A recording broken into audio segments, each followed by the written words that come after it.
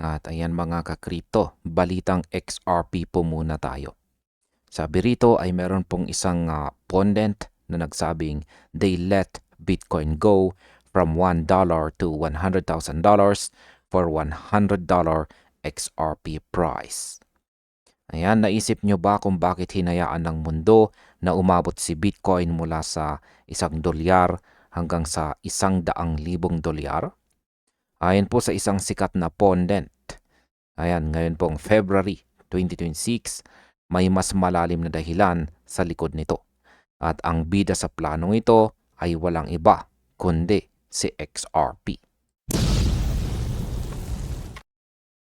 Sabi po ni Tony Valentino, isang crypto enthusiast, ang pag-akyat ni Bitcoin sa $100,000 ay nagsisilbing precedent o basehan. At ang tanong ay bakit? Para kapag si XRP naman ang biglang lumipad patungong $100, ang mga ordinaryong tao o normies ay hindi na magugulat o magtatanong. Sanay na po ang tao sa malalaking numero dahil kay Bitcoin. Kaya kung sa XRP ay mag-skyrocket, iisipin na lang ng marami na normal na mangyari ito sa crypto space. Genius na conditioning, di ba? Pero bakit nga ba matagal na na-stuck o naipit ang presyo? Hindi lingid sa kaalaman ng lahat ang SEC lawsuit at ang mga akusasyon ng price suppression sa mga exchanges tulad po ni Binance. Ayon po sa analysis, ang mga constraints na ito ay tila sinadya para bigyan ng daan si Bitcoin habang nananatiling mababa si XRP. Isipin na lamang po ninyo, para itong isang spring na pilit na pinipitpit. Habang mas matagal ang pressure, mas malakas po ang talbog kapag ito ay binitawan na. At ngayon pong 2026, tila malapit na ang puntong iyon. Hindi lamang po si Valentino ang bullish dito. Maging ang analyst na si CryptoBull ay naglabas ng kanyang computation. Kung si Bitcoin daw ay nagawang lumago mula $1.46 hanggang $126,000, bakit hindi kayang abutin ni XRP ang $70 hanggang $100? Ang infrastructure at liquidity ng XRP ay handa na para sa rapid scaling. And rapid scaling. Ang tanging hinihintay na lang ay ang ganap na pagtatapos ng regulatory suppression para mailabas ang pent-up demand na ilang taong ding naipon. Ngayon, ang masasabi ko po rito ay ang paglalakbay or journey ng XRP ay tila anino lang ng pinagdaanan ni Bitcoin. Mula po sa pagdududa patungong exponential gains. Kapag ang mga kadena ay tuluyan ng nakalas, handa ka na ba sa $100 na presyo? O magugulat ka pa rin ba kahit alam mo na ang pattern?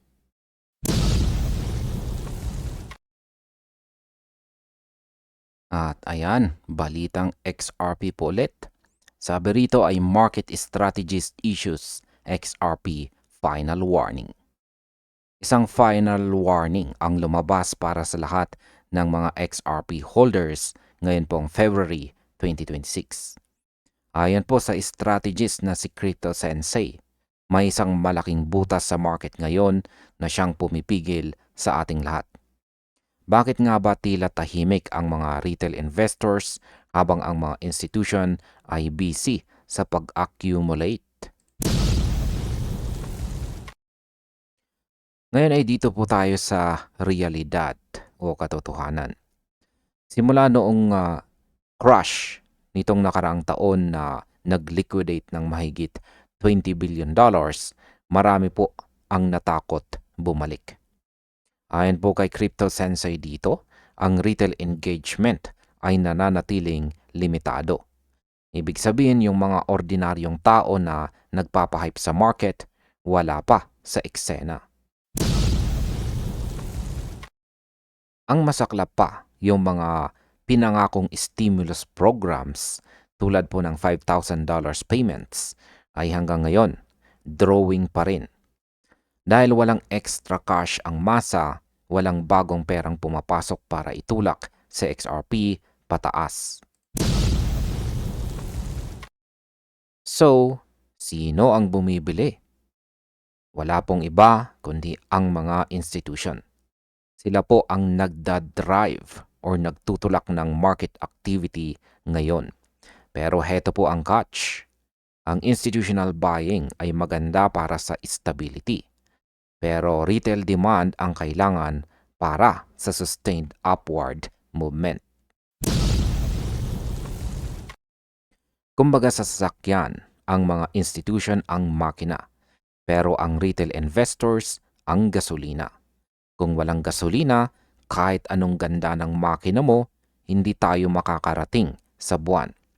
Hanggat puro waste lang ang gumagalaw, moderate lang ang momentum na makikita natin. Ngayon ay ano po ang kailangang mangyari para magbago ang ihip ng hangin?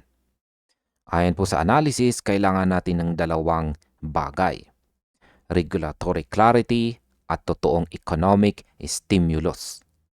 Sabi nga ni Crypto Sensei, something big is going to need to change and quickly. Habang naghihintay po ang lahat, ang market ay tila nasa waiting game. Ang kasalukuyang setup ay pabor sa mga mahilig sa measured accumulation. Pero sa mga naghahanap ng instant moonshot, mukhang kailangan ninyo muna ng mahabang pasensya. Ngayon ang masasabi ko po rito ay ang final warning ay hindi para takutin tayo, kundi para magising sa katotohanan ng market cycle. Ang growth or paglago ng XRP ay nakatali sa tiwala ng publiko at sa pagdating ng bagong liquidity. Kailan kaya babalik ang mga retail investors? Sa tingin nyo, sapat na ba ang institutional support para sa susunod na rally?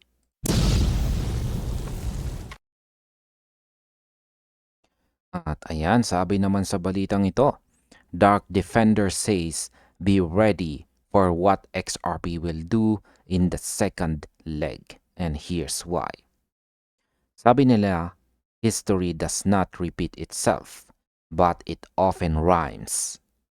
Ngayon pong February 2026, ang sikat na analyst na si Dark Defender ay naglabas ng isang babala. Maging handa raw sa second leg ng XRP rally. At ang tanong ay bakit? Dahil may isang higanting indicator na nagsisimula ng bumagsak. Ang pinag-uusapan po natin ay ang Bitcoin dominance. Ayon po kay Dark Defender, kapag ang dominance ni Bitcoin ay bumababa, ito ang hudyat na ang pera ay lumilipat na sa mga altcoins. At si XRP, ang siyang madalas na bida rito.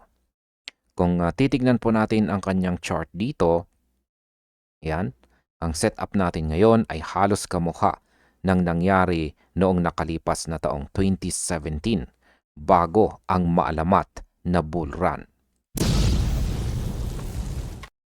Noong taong 2017, ang Bitcoin dominance ay nasa 90%, pero bigla itong bumagsak sa lower than 40%. At alam nyo ba kung ano ang nangyari kay XRP noon? Noong panahon na yon, ang XRP ay nag-surge mula sa kakarampot na 0.006 hanggang sa maabot niya ang all-time high na malapit po sa $3.84. Isang malupit na 63,900% gain. At ngayong taong 2026, naniniwala po ang mga eksperto na ang dominance ay posibleng bumagsak hanggang 30 to 35%. Bagamat hindi tayo sigurado kung mauulit ang exact percentage ng gains, Ang structural similarity ay sapat na para kabahan ang mga bears at matuwa ang mga hodlers. Ngayon ay bakit second leg? Kasi ayon po sa technical indicators tulad po ng RSI sa higher time frames, tapos na po ang phase ng consolidation. Ang momentum ay kasalukuyang namumuo para sa isang continuation na galaw. Hindi ito simula ng panibagong cycle, kundi pagpapatuloy ng momentum na naudlot. Kahit na iba na po ang regulatory framework at institutional involvement ngayon kumpara noong taong 2017, ang basic market psychology ng capital rotation ay hindi nagbabago. Ngayon, handa na ba si XRP na sakupin muli ang trono habang humihina ang kapit ni Bitcoin? Walang makakapagsabi ng exact date, pero ang historical signals ay kumukutitap. Yan. Maging listo po tayo sa galaw ng dominance dahil baka ito na ang second leg na hinihintay ng lahat.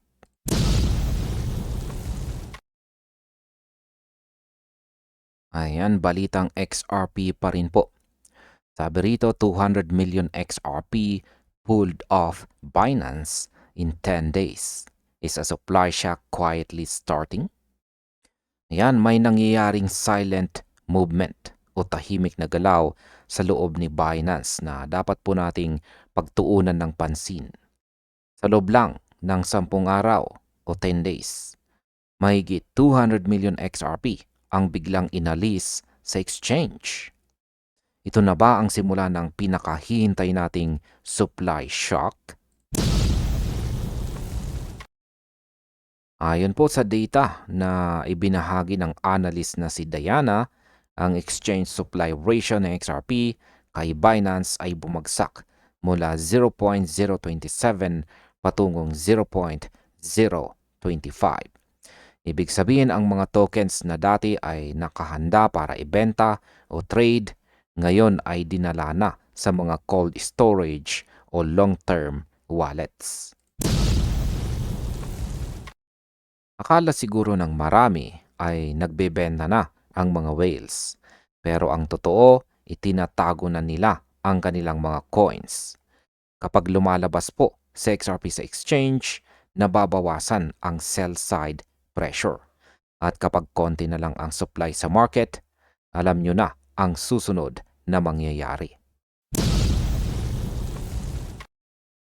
Kahit na mahigit 200 million XRP na ang nawala, mapapansin po ninyo na ang presyo ay tila ipit pa rin sa $1.42. Bakit ganun? Hindi po kasi automatic na kapag nag-withdraw, tataas agad ang presyo. Ang nangyayari ngayon ay accumulation phase. Ang mga holders ay mabilis na sinalo si XRP noong bumaba ito sa $1.13 kamakailan. Hinihintay na lang natin ang sandali kung saan ang demand o ang dami ng gustong bumili ay sasangga sa napaka-kakaunting supply na natitira sa mga exchanges. Ngayon sa kasaysayan po ng crypto, ang ganitong pattern ay madalas na sinusundan ng malalakas na upward price movements. Kapag ang active order books ay numipis, kahit konting pagdami lang ng buyers ay sapat na para itulak ang presyo pataas ng mabilis. Para itong tindahan na paubos na ang stock. Kapag dumagsa ang mga mamimili o buyers, siguradong magmamahal ang presyo dahil wala nang makuhaan. At sa trend na nakikita natin, simula pa noong 2025, patuloy po ang pagliit ng supply sa lahat ng mga major exchanges.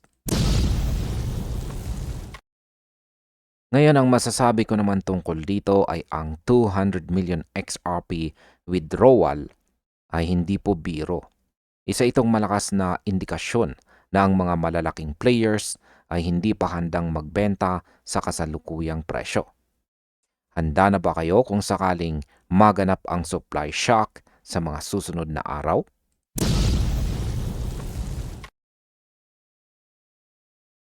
Yan, balitang XRP pa rin. Crypto proponent to XRP holders. Prepare for anything. And here's why. Ayan, handa na ba kayo sa uncharted territory? Isipin po ninyo, ang dating pinag-uusapan lang sa mga niche podcast at crypto forums, ngayon ay nasa national television na. May bagong teorya na lumabas. Paano kung gamitin si XRP para bayaran ang dambuhalang utang ng Amerika? Isang segment po mula sa Newsmax ang muling naging viral kung saan tinalakay ni Carl Higbay ang isang hypothetical scenario. Ang tanong niya, could the government theoretically take $1 trillion and put it into XRP? Parang joke lang pakinggan noong una, pero seryoso ang implikasyon nito. Ang ideya ay simple. Dahil ang crypto ay perception-driven, ang pag-invest ng gobyerno kay XRP ay pwedeng mag-multiply ng value nito ng libo-libong beses. Sa teoryang ito, kung ang Amerika ay bibili ng XRP at ang value nito ay tumalon, ang kikitain dito ay pwedeng gamitin para i-offset ang mahigit $35 trillion na national debt ng US. Sabi pa ni Higbay, ang tanging paraan para magkaroon ng seat at the table, ang gobyerno ang makilahok mismo sa market. Ibig sabihin, hindi na lang basta regulation ang usapan, kundi actual participation. Isang strategic move para hindi mapiwalat sa bagong digital economy.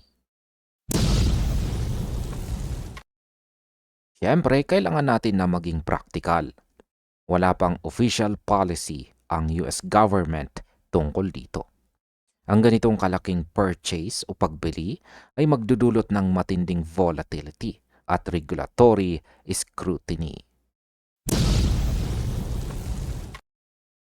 Isipin nyo na lang ang gulo sa Congress kapag nalaman nilang $1 trilyong ang nilagay sa crypto. Pero ang punto po rito ay hindi lang ang pagpapatupad agad, kundi ang katotohanang pinag-uusapan na ito sa mainstream media. Hindi na fringe asset si XRP. Instrument na ito para sa macroeconomic debates. Ayan. Ang masasabi ko po tungkol dito ay ang babala sa mga holders ay prepare for anything or maging handa sa kahit anuman.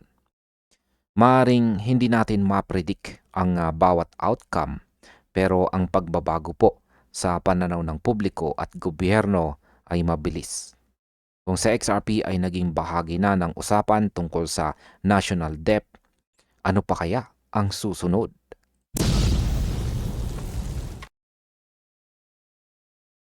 Ayan, balitang XRP pa rin.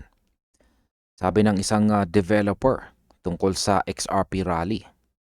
Ayan, sabi niya, once this finally breaks again, $27 is coming. Alam niyo ba na si XRP ay hindi pa nakakaranas ng tinatawag na true price discovery sa loob ng halos 8 taon?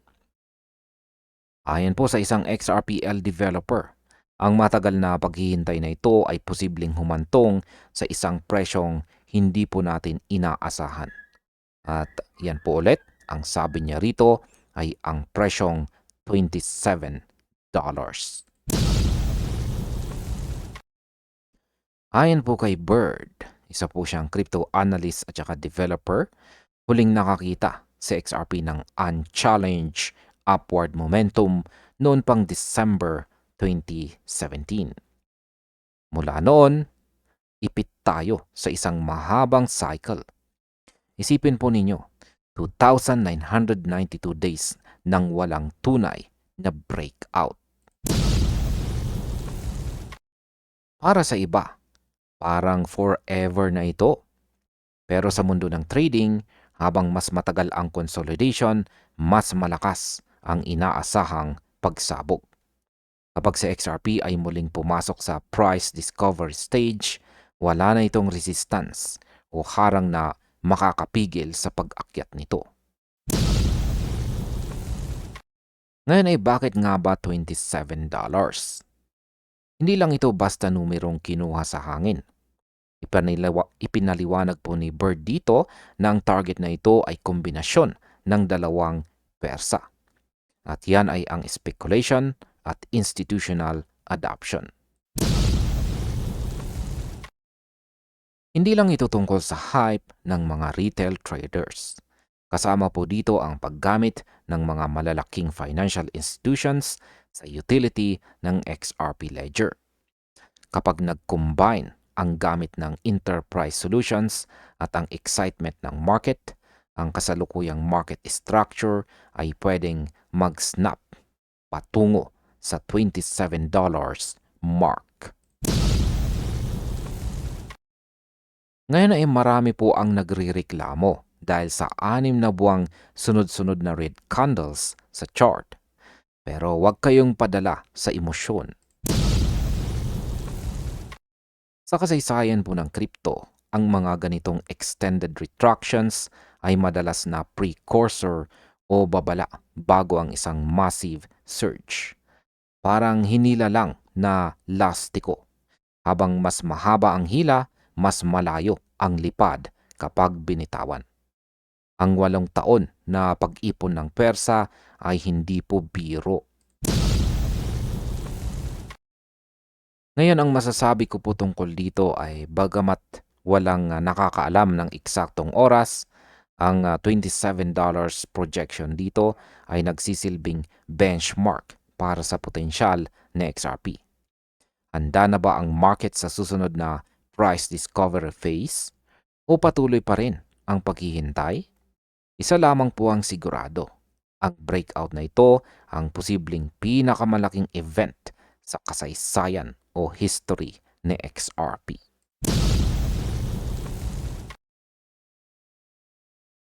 At ayan, balitang Clarity Act naman po tayo dito. Sabi rito ay White House proposes stablecoin rewards compromise as Clarity Act odds drop to 44%. Ayan, bad news ba ito para sa mga passive income seekers sa crypto?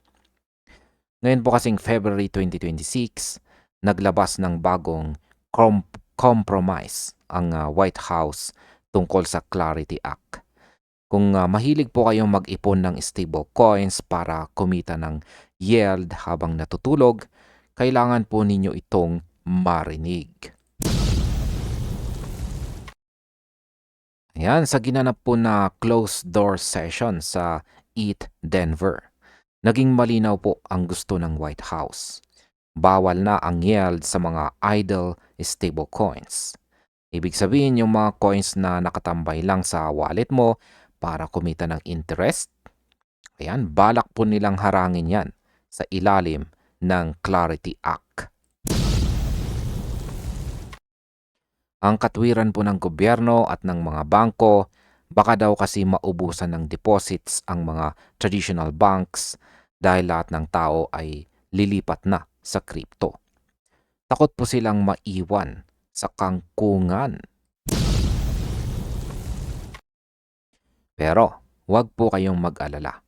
Hindi naman lahat ng rewards ay mawawala. Ang bagong compromise ay nakatutok na lang sa activity-based rewards. Ibig sabihin, pwede ka pa rin kumita kung ginagamit mo ang coins mo sa transactions o network participation. Ang problema, ang mga penalties dito ay hindi po biro. Ang mga kumpanyang lalabag sa idle yield ban ay pwede pong pagmultahin ng hanggang $500,000 bawat araw. Isipin mo yan, $250,000 kada araw na violation. Sino pa ang gaganahang mag-offer ng yield niyan? Dahil sa init po ng usapan sa pagitan ng mga crypto giants gaya po ng Ripple at Coinbase laban sa mga tradisyonal na bangko, bumagsak po ang odds ng Clarity Act sa poly market. Mula po sa mataas na percentage, bumulusok ito sa 44% bago bahagyang umakyat sa 52%. Hinahabol nila ang March 1 deadline para ma-finalize ang usapan. Kung hindi po sila magkakasundo, baka ma-postpone na naman ang botohan sa Senate. Sa madaling salita, abangan po natin ang susunod na kabanata dahil dikitang laban ito sa pagitan po ng inobasyon at regulasyon. Ngayon ay ano nga ba ang mahalagang takeaway dito?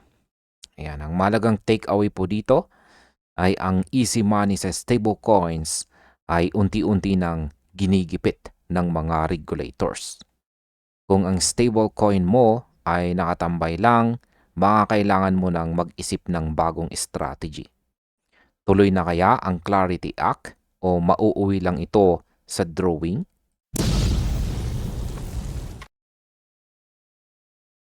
At ayan, balitang Bitcoin naman po tayo rito. Sabi rito ay Michael Saylor says quantum risk to Bitcoin is a decade away. Describes it as a FUD. Ayan, usap-usapan po dito sa mundo ng crypto ngayon ang tinatawag na Q-Day o ang panahon na kaya na raw basagin ng quantum computers ang Bitcoin.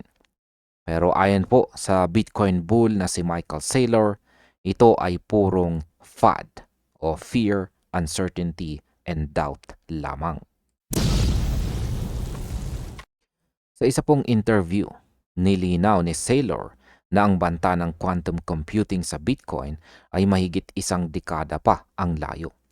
Kung mangyayari man ito, sabi niya parang block size wars at energy issues lang yan dahil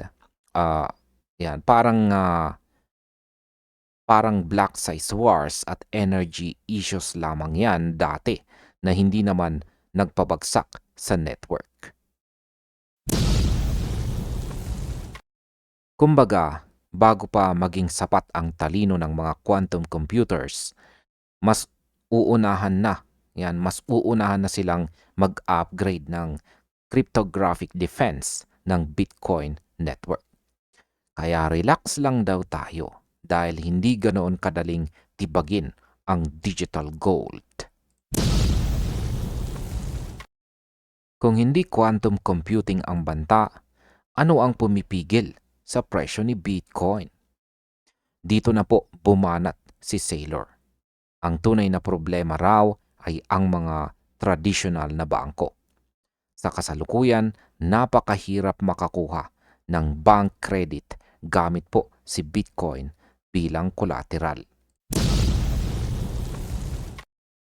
Kung ang mga stock investors ay pwedeng humiram sa malalaking bangko, ang mga Bitcoin holders ay naiiwit sa mga high interest loans o kaya naman ay napipilitang magbenta.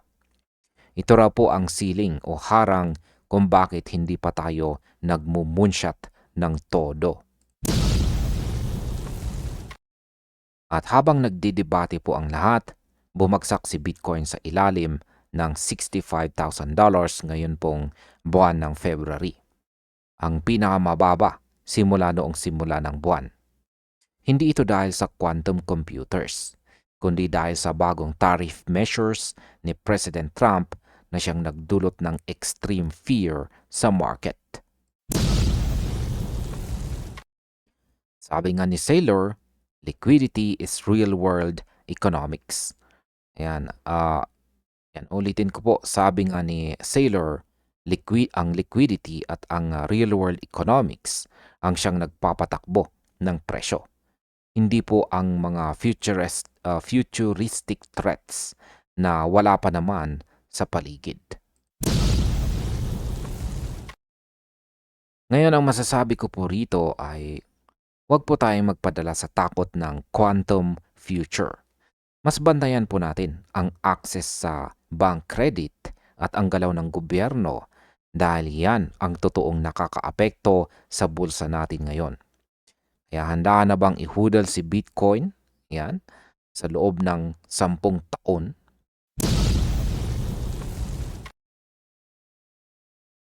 At ayan mga ka-crypto, balitang crypto regulation naman po tayo dito. Sabi rito, Operation Choke Point. Federal Reserve advances proposal to end crypto debunking. Sa wakas, ang matagal ng silent war sa pagitan po ng mga bangko at crypto industry mukhang malapit na ang katapusan. Ngayon pong February 2026, gumawa ng malaking galaw ang Federal Reserve para tapusin ang tinatawag na Operation Choke Point 2.0. Ito na ba ang hudyat na hindi ka na ibablock ng bangko mo?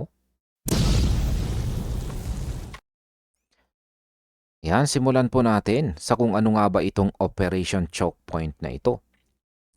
Sa mga hindi po nakakaalam, ito yung ginagamit ng mga regulator para i-pressure ang mga bangko na i-close ang accounts ng mga crypto companies dahil daw sa reputation risk.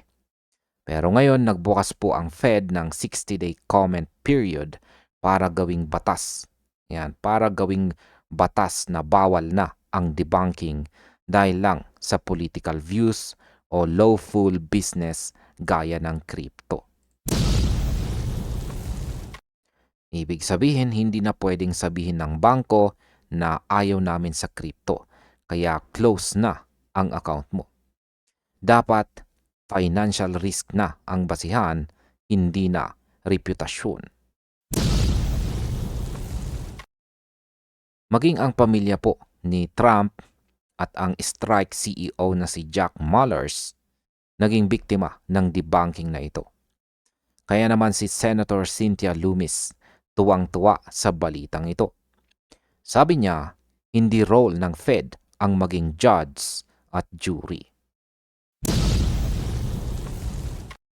Ang bagong proposal na ito ay isang long overdue correction. Noong August pa nagsimula ang draft order para imbestigahan ang mga aligasyon ng debunking. At heto na tayo ngayon, formal na pong inaksyonan ng Federal Reserve. Para po sa atin bilang mga investors, napakalaking bagay nito.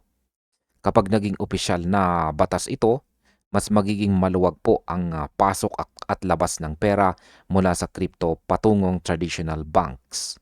Wala nang takot na baka biglang mag-freeze ang account mo dahil lang nag-transfer ka galing sa exchange. Ang sabi nga ni Alex Thorne ng Galaxy Digital dito, ayan, mukhang malapit na ang katapusan ng Operation Choke Point 2.0. Isang malaking panalo po ito para sa financial freedom ng bawat isa. At ayan, ang masasabi ko naman po tungkol dito ay sa loob ng susunod na 60 days, malalaman natin ang final verdict. Handa na ba ang banking system sa pagyakap po sa crypto o may haharang pa rin? Sa ngayon, ito ang isa sa pinaka-bullish na balita para sa buong industry.